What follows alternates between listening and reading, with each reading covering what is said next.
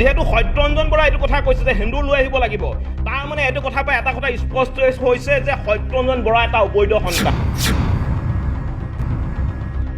শেহতীয়াভাৱে সত্যৰঞ্জনে যি ধৰণে এক প্ৰকাৰে হিন্দু ধৰ্মক অপমান কৰাৰ যি ষড়যন্ত্ৰ ৰচিবলৈ চেষ্টা কৰিছে, এটা কথা স্পষ্ট কিন্তু সত্যৰঞ্জন বৰাৰ শেহতীয়াকৈ হিন্দুৰ ওপৰত তেওঁ যিটো অপমান কাৰ্যসূচী তেওঁ গ্ৰহণ কৰিছে, গতিকে অসমৰ কিন্তু গাঁৱে ভূঞে বিষয়টো চৰ্চা হৈছে।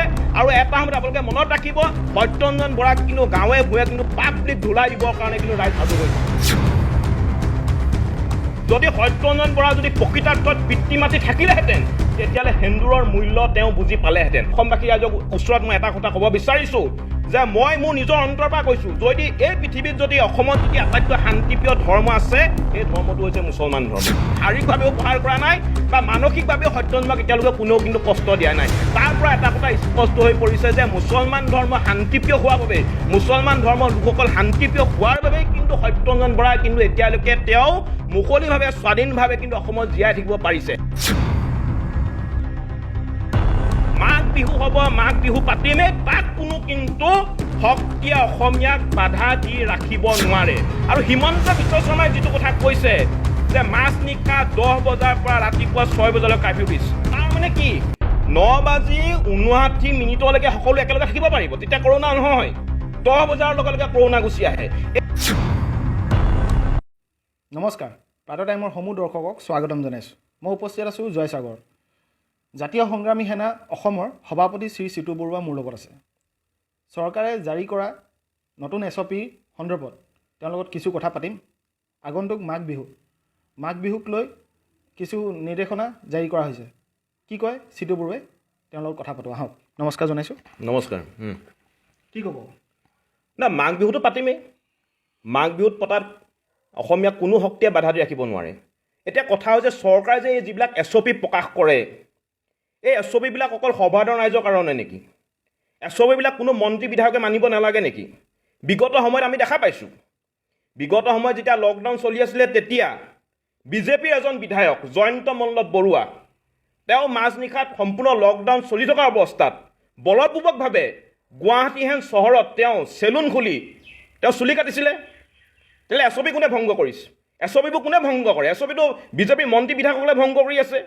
আজি আপোনালোকে মন কৰক, উপনিৰ্বাচন পাতিলে, উপনিৰ্বাচনৰ সময়ত নিৰ্বাচনী আয়োগে বাৰে বাৰে ক'লে যে আপোনালোকে সম্পূৰ্ণ ক'ভিড নীতি নিয়ম আপোনালোকে মানি চলক, কিন্তু স্বয়ং মুখ্যমন্ত্ৰীয়ে মুখত মাস্ক নিপিন্ধাকৈ তেওঁ ৰোড শ্ব' কৰিলে। তেতিয়া কি ক'ভিড আপোনাৰ প্ৰট'কল ভংগ হোৱা নাছিলে নেকি? আজি আপোনালোকে মন কৰক, 31 ডিচেম্বৰ পাতিলে, তেতিয়া কৰোণা নহয়। 1 জানুৱাৰী পাতিলে, তেতিয়া কৰোণা নহয়। পূজা পাতিলে, তেতিয়া কৰোণা নহয়। উপনিৰ্বাচন পাতিলে, তেতিয়া কৰোণা নহয়। কিন্তু অসমৰ বাপুতি সাহোন যেতিয়া বিহুকেইটা আহে, তেতিয়াহ'লে কৰোণা আহে।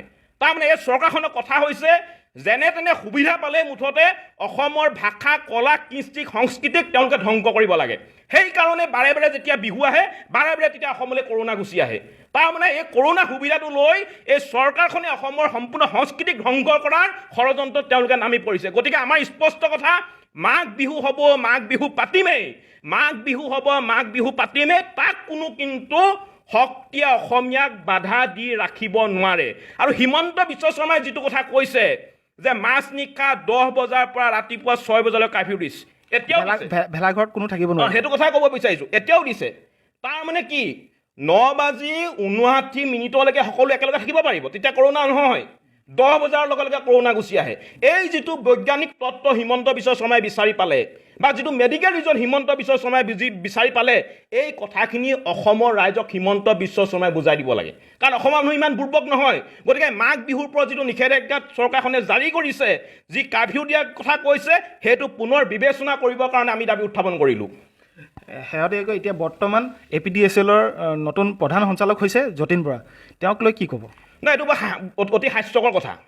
যিহেতু হিমন্ত বিশ্ব শৰ্মাই 1 লাখ নিবনুৱাক নিযুক্তি দিয়াৰ কথা কৈছিলে, সংস্থাপন দিয়াৰ কথা কৈছিলে, আৰু সেই 1 লাখ নিবনুৱাৰ প্ৰথমজন নিযুক্তি আপোনাৰ APDCLক যতীন বৰাক তেওঁ দি দেখুৱালে। আৰু বাকী যিসকল আপোনাৰ 99,999জন যি নিবনুৱা যুৱক যুৱতী আছে, তেওঁলোকে অনাগত 5টা বছৰ কিন্তু চাকৰি পাম বুলি আশাৰে কিন্তু বাট চাই ৰৈ থাকিব লাগিব। কাৰণ এই চৰকাৰখনৰ দিনত যদি চৰকাৰী চাকৰি পাবলৈ হ'লে হয় আপোনাৰ বিজেপি কৰ্মী হ'ব লাগিব, নহ'লে RSSৰ তেওঁ সক্ৰিয় সদস্য হ'ব লাগিব, যিটো ইতিমধ্যে আপোনালোকে প্ৰমাণ পাইছে। তাৰমানে এই চৰকাৰখনৰ দিনত শিক্ষাগতৰ মানদণ্ডৰ কোনো ধৰণৰ গুৰুত্ব নাই। গতিকে এই কথাটো কিন্তু অতি গুৰুত্বপূৰ্ণ কথা আৰু অতি চিন্তা কৰিবলগীয়া বিষয়। গতিকে এই বিষয়টোৰ ওপৰত যিটো ৰাজনৈতিক সংস্থাপনৰ যিটো ব্যৱস্থা, এই ব্যৱস্থাটোৰ ওপৰত কিন্তু অসমৰ নিবনুৱা যুৱক যুৱতীসকলে কিন্তু চৰকাৰক প্ৰশ্ন কৰিব লাগে। আৰু আমিও দাবী কৰিছোঁ যে ৰাজনৈতিক সংস্থাপনৰ এই ব্যৱস্থাটো সম্পূৰ্ণৰূপে কিন্তু অসমৰ পৰা উঠাই দিব লাগে। সত্যৰঞ্জনৰ প্ৰসংগ লৈ আহোঁ। গীত কামৰূপা তেওঁ এখন গ্ৰন্থ উন্মোচন কৰিছে। গ্ৰন্থখনৰ নাম হৈছে সীতা আশ্ৰম। সীতা আশ্ৰম কি ক'ব আপুনি? প্ৰথম কথা হৈছে হিন্দুক অপমান কৰিছে, আৰু হিন্দু হৈছে হিন্দু ধৰ্মৰ বিবাহিত মহিলাসকলৰ পৰিচয়। যিহেতু সত্যৰঞ্জন বৰা এইটো কথা কৈছে যে হিন্দু লৈ আহিব লাগিব, তাৰমানে এইটো কথা পাই এটা কথা স্পষ্ট হৈছে যে সত্যৰঞ্জন বৰা এটা অবৈধ সন্তান। যদি সত্যৰঞ্জন বৰা যদি প্ৰকৃতাৰ্থত পিতৃ মাতৃ থাকিলেহেঁতেন তেতিয়াহ'লে হিন্দুৰৰ মূল্য তেওঁ বুজি পালেহেঁতেন।